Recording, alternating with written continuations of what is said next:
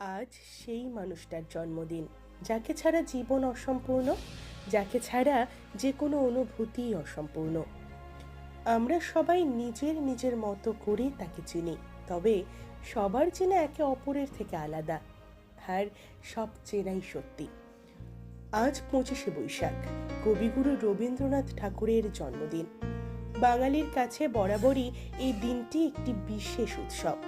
এই দিনে জাতি, ধর্ম, বর্ণ নির্বিশেষে উৎসবে মেতে ওঠেন প্রতিটা মানুষ।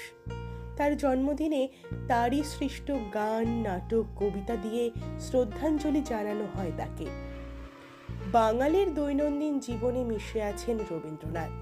তার সৃষ্টিগুলি আষ্টে পৃষ্ঠে জড়িয়ে রেখেছে আমাদের। তার হাতে গড়া বেশ কিছু চরিত্র আমাদের কাছে ভীষণভাবে জীবন্ত। তারই লেখা গানে আমরা এখনো শান্তি খুঁজি। প্রশান্তির খোঁজে সবাই ছুটে যায় শান্তিনিকেতনে। বাংলা, বাঙালি, বাঙালিয়ানা ও রবীন্দ্রনাথ একই সুতোয় বাঁধা। সবাই সবার পরিপূরক। আজ রবি ঠাকুরের জন্মদিনে 10 দিগন্ত টিমের পক্ষ থেকে কবিকে জানাই শ্রদ্ধা।